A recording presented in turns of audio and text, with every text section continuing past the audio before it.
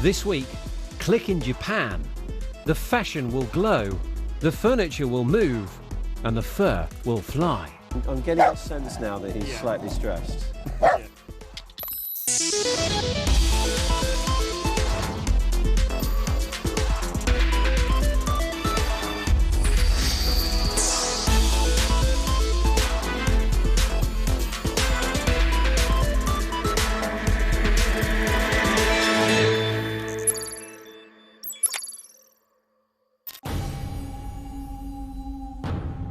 What is your favourite animal? SpongeBob is the best.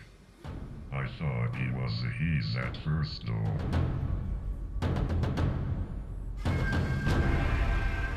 Samurai chatbot? Only in Japan. Welcome to Tokyo. It's a place that loves tech. It's my kind of place. An odd kind of place. Where ancient traditions blend with ambitious visions. Where legends are born and brought to life. Where a little space is really rare. And friends can take all shapes and sizes. This is Joji. He's a biologist. And this is Akane. He's a dog. He's 11, and ever since he was a puppy, he's been a nervous little corgi. I'm getting a sense now that he's slightly stressed. But all that barking doesn't necessarily mean that he's stressed. In this case, he just wants to say hi. Joji wanted to find out what Akane was actually feeling, so he invented inupathy, a collar which monitors the dog's heart rhythms and changes colour depending on whether he's calm, excited or alarmed. And it can be used by owners to hear beyond the barks and learn how to manage stressful environments. So I thought his barking to other dogs is completely from aggression, but I found out that it's different comparing to cats and dogs, the reaction. Okay. Yeah. So with cats, it's with pure cats, hatred, is it? Yeah, it goes purely red. Right. But with Whoa. dog, it doesn't go so up. So Okay. yeah. There's a different attitude to technology here to that in the West. A belief that it's a force for good and can be used by all, for all. I have a kind of idea that technology is not only for human, and we kind of use the resource of the world. The technology that we make from that should be used for animals and maybe plants and the whole global system. So trying to scratch the point he likes. He's got a whistle spot, has he? Everyone's got a whistle spot. Okay, you can see the color changing. Yeah. Okay. Every pet owner needs to know Yeah, where yeah, that. There he goes. There's the leg going. My Yes. cats do the same. I love the whistle spot.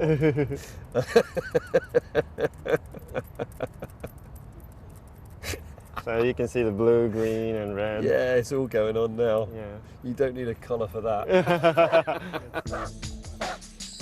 Some stuff here is decidedly Japanese, but increasingly this country is also pursuing the same tech goals as the rest of the world. For example, it too is getting in on the autonomous driving scene. Nissan plans to have 10 vehicles with some level of autonomy in showrooms by 2020. The Nissan Serena I'm in today has similar driver assist functions to other cars currently on the road. Its ProPilot technology keeps its distance from the car in front and stays in lane. What's quite funny is when it took over, it actually put me in the proper position in the lane rather than where I was, which is all the way over by the white line. This particular car demands that I keep my hands lightly on the wheel. So although it does look like I'm doing the driving, trust me, the car really is doing its own thing, which is slightly unnerving. What's unusual about this car compared to other autonomous cars that we've seen is that this does not have an array of sensors all the way around. It doesn't have LiDAR or radar or anything like that. It just has one camera. That's it. That lack of expensive sensors makes the car very affordable, although the self-driving software therefore has to be very, very smart. I get the feeling that this technology is almost there, that we can almost just have autonomous driving, but maybe we need just one more thing, one more innovation to really carry it across the line.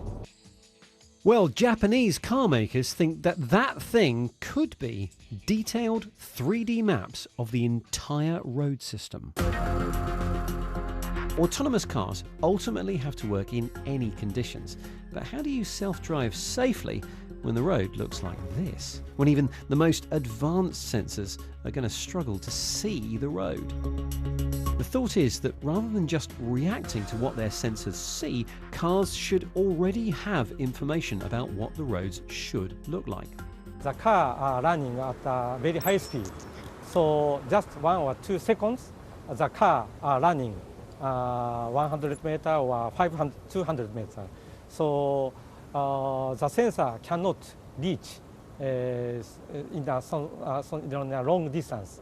So but if map is equipped, the car can think about what's happening in 3 seconds or 5 seconds later.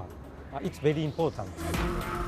All the major Japanese manufacturers have now teamed up to form a new company to make these maps. A fleet of cars will gather point cloud data using LiDAR, precise GPS position and video. The information is then processed to create vector maps of the roads, which are said to be accurate down to centimetres. The mapping work is already underway. The 30,000 or so kilometres of Japan's highways are the first target and are seen as an easy win because the road conditions there are less complicated than in urban areas. Mitsubishi Electric hopes to shrink the mapping gear even smaller than this and then mount it on highway patrol cars so that maps can be regularly updated with little outlay. And in the meantime, this being Japan, autonomous driving technology has already been installed in that other essential method of transport, the chair. Now, once every year, Japan puts a whole load of its innovations, crazy and otherwise, on show for the world to see. It's an exhibition called CEATEC, and it takes place on the eastern outskirts of Tokyo in Chiba. And Dan Simmons is there.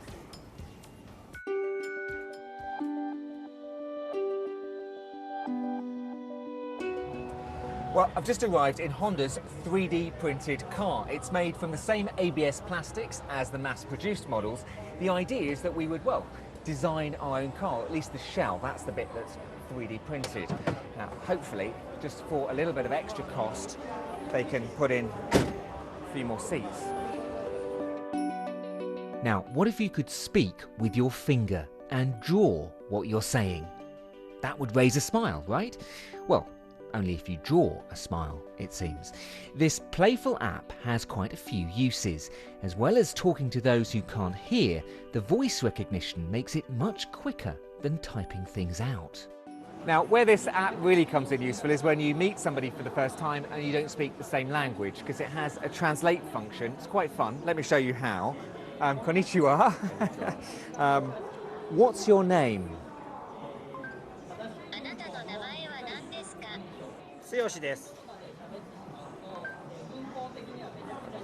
Tsuyoshi. Yeah. San. Okay. Where is the best restaurant?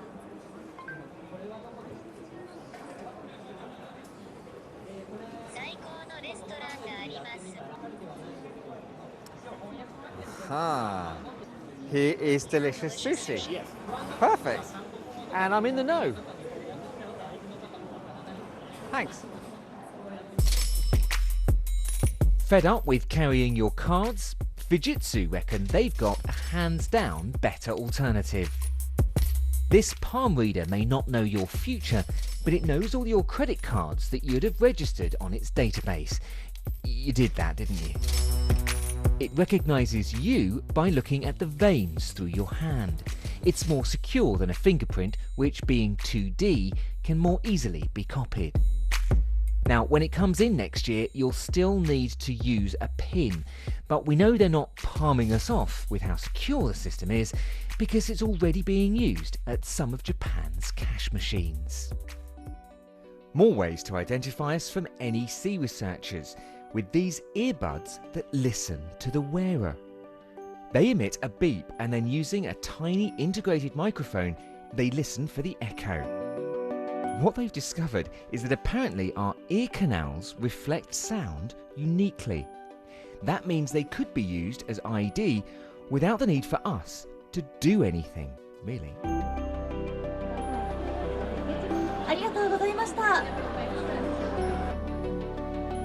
How does it get from the watch to my body? It's a contact with the skin. Dream it. If we dream it together, it'll happen. We need to change the battery. So it's obviously a two-person operation. I think that's blue, isn't it? Ah, we had green. Blue and green should never be seen.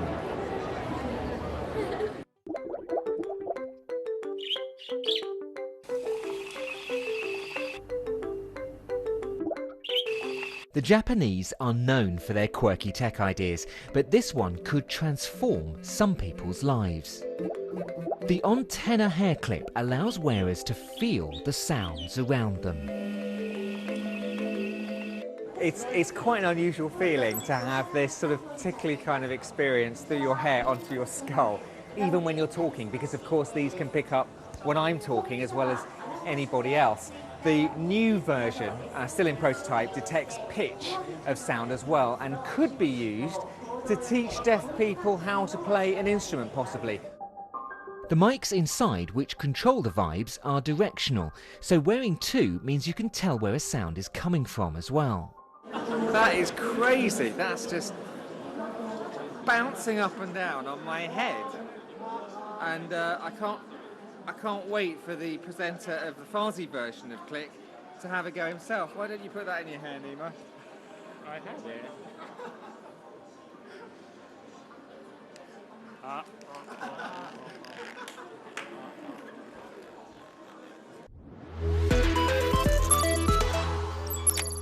Welcome to the Week in Tech. It was the week that saw the launch of the coolest kicks in Hill Valley for the autumn-winter season 2015. The self-lacing Nike mags of Back to the Future 2 fame will receive a short production run of 89 pairs, all to be raffled off for charity. It was also the week where researchers at MIT have been experimenting with furry materials for wetsuits. These fabrics act like the coat of an otter and could keep the wearer warmer. Private space company Blue Origin surprised everybody this week, including its founder, Amazon chief Jeff Bezos, by successfully testing the launch abort system on its new Shepard rocket. Before the capsule and rocket touched down, Bezos said, "Our next flight is going to be dramatic, no matter how it ends." There's confidence for you. Illegal guns, drugs, and baby hedgehogs. Just some of the things available to purchase on Facebook's new marketplace. The social network has apologised, blaming a glitch that prevented it from screening out dodgy deals and criminal commerce. Facebook says it's working on fixing the problem. And finally, not got the cash for a drone, but still want to film from the skies? Well, a Dutch outfit has created this, the AER. Basically, a big foam dart with space for an action camera to be fitted to it. Not so much flying footage as filming while falling with style.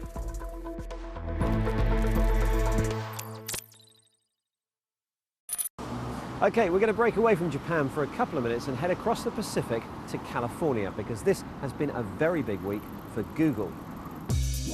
We have lots in store for you today. Turns out the rumour mill was right. This was a hardware launch for the search giant, which took aim at several big competitors. So today, I'm very excited to introduce you to a new phone made by Google. Here's Pixel, Google's new smartphone, and the ad certainly tears a few strips off one of its competitors. Can you guess which one? Sounds like there's nothing new in this game. The iPhone-esque Pixel packs a good processor, a great screen and a better camera than its competitors. The price is competitive too. The smaller version of the phone will sell from £599.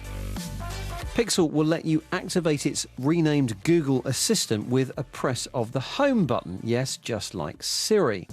And watch out, Samsung, here comes Daydream View VR, a virtual reality headset made for the Pixel. Unlike Gear VR, Google's goggle doesn't come with any additional sensors, so in that respect it's a bit more like Google Cardboard, or maybe Google Carpet, because it's softer, you see. That may explain the lower price tag, £69, but it does come with a nice little controller that neatly slots into the headset when not in use. Google also announced a set of connected Wi-Fi bases, promising to boost the connectivity around your house. And your house is really where Google wants to be, because now Amazon's Echo is in the firing line with this new personal assistant device, Google Home. Okay, back to Japan now, because CEATEC is still happening and Dan is still there. We met the origami bird last year, but it's been given a major upgrade. With 2 extra wings, it can now hover. It's the tiny microcontrollers that parts manufacturer Rome want to sell you, but I suspect the bird itself would be a bigger hit. And it can now be gesture controlled, using a wristband over Wi-Fi. To get this baby to fly this year, we just do a quick flick of the wrist, and there it goes. And I think a bit more power. Up, yeah, up, and away. There she goes. And hopefully, oh my word!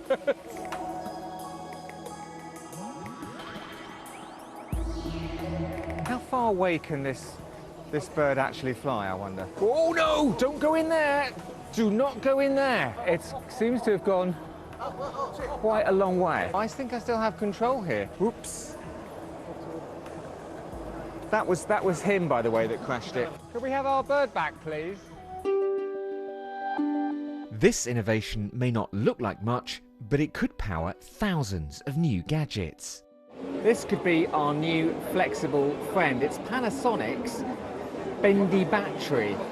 They've managed to do this because the outer casing is made of a mixture of plastic and aluminium, and the live materials, the active materials inside this lithium-ion battery, have been painted on to the connectors.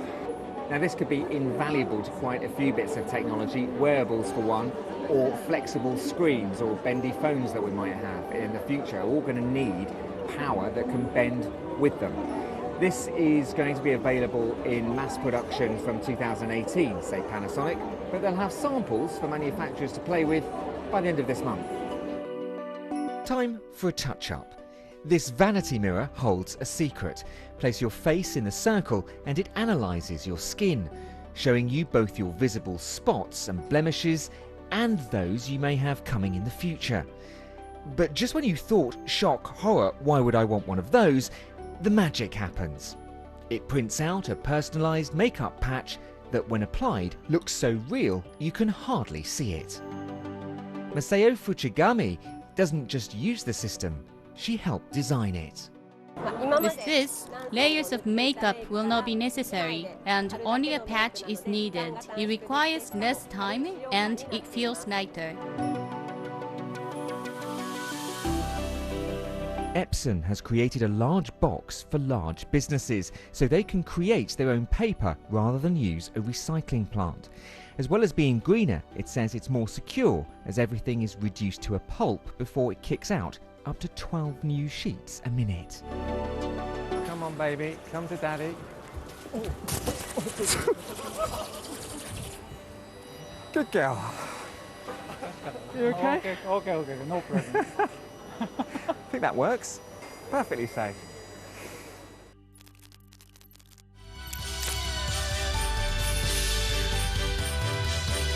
We'll leave Dan at CEATEC and return to, well, I'm not exactly sure where, actually.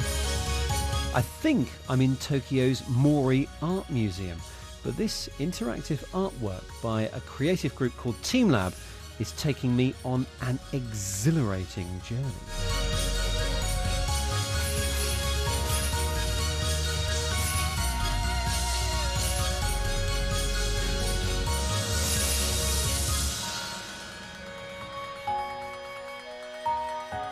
These crows are the three-legged crows from Japanese mythology.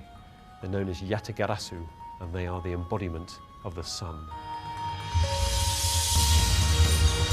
As they fly around, they leave these incredible trails in space. It's like I'm in the middle of some massive piece of 3D calligraphy. As you walk about, the crows chase each other in a work that's rendered in real time by a computer program. This is not a pre-recorded animation. And it's not just a passive projection either. It's very interactive. Along with 8 projectors, there are motion sensors on both the floor and the ceiling to recognize people's movements.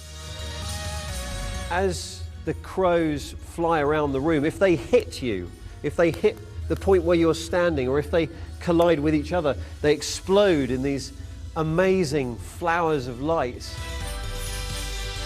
It is enveloping, engulfing, disorientating.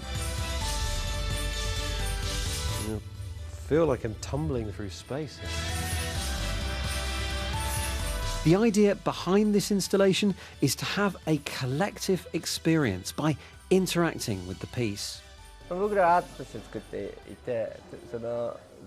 this new era of digital art, technology is just another tool, no different to a brush really. It makes you feel as if there are no borders between you, the work, or the world around you. You forget who you are and where you are. I wanted to create an experience where this borderlessness makes you feel very positive. And as the show ends, all the crows have exploded into these flowers of light which just drift away into space. Next week, we have another very special show for you. We are in Zurich for the world's first Cybathlon. It's an athletics event for people with robotic limbs and robot wheelchairs, and it promises to be a brilliant event, a competition for the athletes and also for the tech teams who've devised the devices that they'll be using. Earlier this year, I met up with some of the participants. This is a taster of what happens when I tried an early version of a self-balancing stair-climbing wheelchair. The full account is on YouTube. And now I press, oh no, I pressed the wrong button. Oh good. It shut down, okay. What? Good, okay. Well, I'm so happy we're about to go up some stairs. Okay. Whoa! Does this look as terrifying to you as it does to me?